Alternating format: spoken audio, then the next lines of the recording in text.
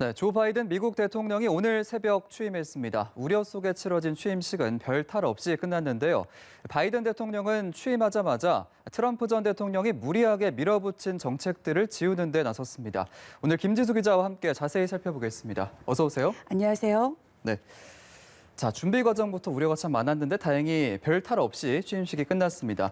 먼저 바이든 대통령의 취임식 어떻게 진행이 됐는지부터 전해주시죠. 네, 취임식은 현지 시간 20일 오전 11시쯤, 우리 시간으로는 오늘 새벽 1시쯤 워싱턴 DC 연방의회 의사당에서 시작됐습니다. 네. 공식 취임을 알리는 취임 선서는 11시 49분에 진행됐습니다.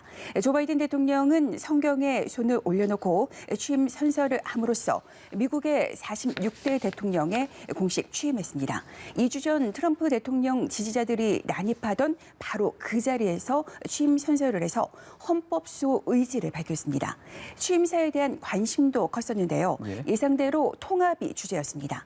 취임사 중에 미국의 통합에 영혼을 걸겠다는 구절이 눈에 띄었는데 자신의 당선을 인정하지 않는 시위대가 의회에 난입할 정도로 분열의 골이 깊게 패인 미국을 하나로 묶겠다는 것으로 해석됩니다. 자신을 지지하지 않는 국민이 있다는 점도 언급했습니다. 자신을 지지하지 않는 사람들까지 포함한 모든 미국인의 대통령이 되겠다고 약속했습니다. 바이든 대통령의 통합에 대한 의지는 취임일 아침 일정에서도 확인할 수 있었습니다. 성당에서 열린 미사에 참석했는데 여야 지도부도 동행해서 눈길을 끌었습니다.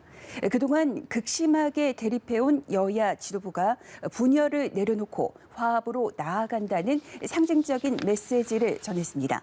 바이든 대통령은 취임식에 참석한 부시를 비롯한 전임 대통령들을 향해 감사의 인사를 했지만 전임자인 트럼프 전 대통령의 이름은 한 번도 꺼내지 않았습니다. 하지만 트럼프 전 대통령을 배려한 부분도 있습니다.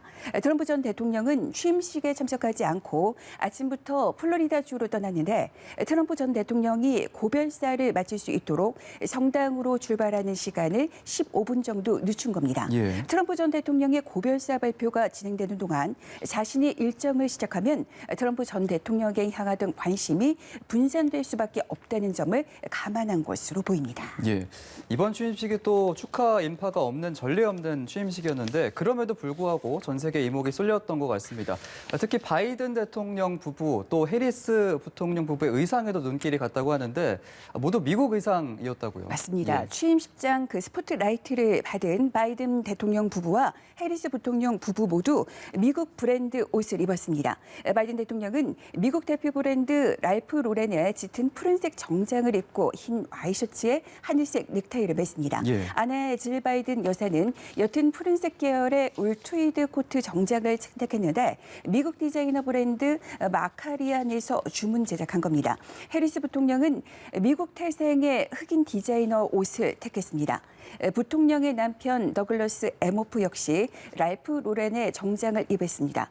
CNN은 미국 패션 디자이너들이 취임식의 중심을 차지했다면서 미국 패션 산업의 자신감을 북돋았다고 평했습니다.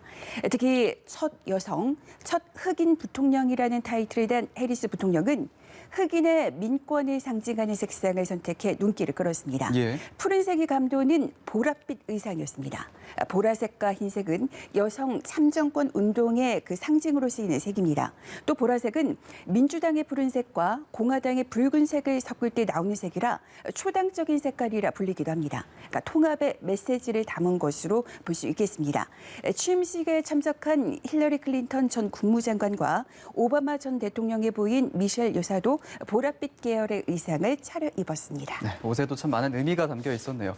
그런가 하면 바이든 대통령이 이제 취임하자마자 트럼프 지우개에 나선 모습인데 5시간 만에 의회 동의가 필요 없는 사안을 행정명령으로 처리를 했다고요? 맞습니다. 불과 5시간 만에 바이든 대통령은 백악관에서 파리 기후변화 협약 복귀, 또 연방시설 내 마스크 착용 의무화 등을 위한 행정명령에 서명했습니다.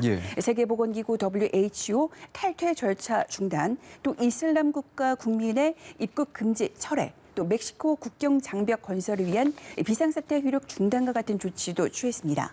대통령이 취임한 지 5시간 만에 의회의 동의가 필요 없는 사안을 행정명령을 통해 처리함으로써 트럼프 정책 뒤집기에 나선 겁니다. 특히 바이든 대통령은 파리 기후변화 협약 복귀, 마스크 착용 의무화, 또 인종평등 보장 등 3건의 행정명령은 언론 앞에서 공개 서명했습니다. 예. 바이든 대통령이 강조하고 싶은 사안이라는 걸 알 수 있습니다. 특히 주목되는 건 마스크 착용에 대한 행정명령입니다. 예. 바이든 대통령은 많은 이슈 가운데 감염병 극복을 최우선 과제로 꼽아왔습니다. 경제 회복을 비롯한 모든 정책의 근간에는 대유행 극복을 통한 국가 정상화가 있어야 한다고 합니다. 트럼프 전 대통령은 코로나19 초기부터 마스크 착용을 거부하면서 코로나19를 보건 이슈가 아닌 정쟁의 영역으로 끌어들였다는 비판을 받았습니다. 그 결과 미국은 누적 확진자와 누적 사망자가 전 세계에서 가장 많은 국가가 됐습니다. 네, 그렇군요. 자, 이렇게 바이든 시대가 새롭게 열리게 되면서 첫 여성, 또 첫 흑인 부통령이라는 새로운 이정표도 세워지게 됐는데 이렇게 여성이자 유색인종으로서 유리천장을 깼다는 건 상당한 의미가 있고 상징성이 또 있는 거죠. 네, 맞습니다. 그래서 취임식 때부터 해리스 부통령의 행보는 눈에 띄었습니다. 해리스 부통령은 여성으로서 첫 라틴계 연방 대법관 자리에 오른 소니아 소토마요르 대법관 앞에서 취임 선서를 했습니다. 또 차에서 내릴 때부터는 의회 난입 당시 폭도와 맞서 흑인 영웅으로 떠오른 의회 경찰 유진 굿맨의 호의를 받았습니다. 예. 그녀는 부통령 공식 계정에 올린 첫 트윗으로 일할 준비가 돼 있다는 그 3단어로 이뤄진 짧지만 강렬한 메시지를 남겼습니다. 올해 56세 해리스 부통령은 행정부 2인자로서 엄청난 분열을 겪는 미국의 치유와 통합을 이끌 중차대한 임무를 맡게 됐습니다. 또 상원 의장으로서의 역할도 어느 때보다 중요합니다. 현재 상원의 의석 분포는 민주당과 공화당 50대 50의 동수를 이루고 있는데 해리스 부통령이 상원 의장으로서 캐스팅 보트를 행사하기 때문입니다. 바이든 행정부가 강요 인준과 입법과제 추진 등 초기 국정 드라이브를 거는 과정에서 입법본의 상원 의장으로서 해리스 부통령의 역할이 그만큼 중요합니다. 예. 78살 미국 역사상 최고령 대통령이 된 바이든 대통령을 보좌하며 행정부에 역동성을 부여하게 될 것이라는 기대감이 고조되는 가운데 국정 2인자로서 그녀의 역할이 주목받고 있습니다.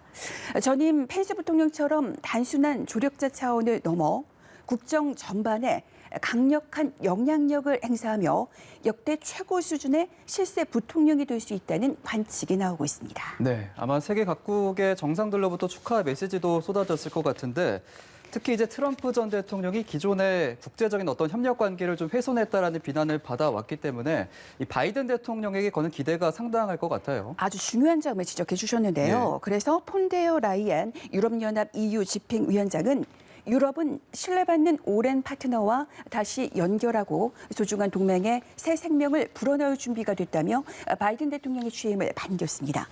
존슨 영국 총리는 새 미국 정부와의 협력을 고대한다고 밝혔고 슈타인마이어 독일 대통령과 산체스 스페인 총리는 오늘은 민주주의 승리라고 말했습니다.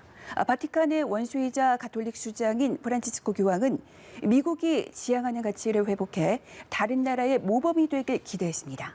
또 지구촌 문제에서 한 발 더 나아가 미국과 관련된 자국의 이해관계를 들어 기대하는 바를 구체적으로 표현한 국가들도 있었습니다. 예. 러시아 대통령실은 다음 달 만료되는 미국과 러시아의 신전략 무기감축협정을 연장해달라고 촉구했고 로하니 이란 대통령은 트럼프 행정부가 탈퇴한 이란 핵합의는 아직 살아있다며 이란 핵합의 복원을 희망했습니다. 네타냐후 이스라엘 총리는 이스라엘과 아랍 세계 사이의 평화가 지속되도록 해달라는 메시지를 보냈습니다. 그리고 팔레스타인 무장정파 하마스는 트럼프 전 대통령을 비난한 후 바이든 대통령이 잘못 들어선 정의롭지 않은 정책들의 경로를 뒤바꿔야 한다고 요구했습니다. 네, 그 어느 때보다 힘든 시기에 바이든 대통령이 취임을 했는데 과연 어떤 리더십을 보여줄지 기대해 보도록 하겠습니다. 오늘 김지수 기자와 함께했습니다. 고맙습니다.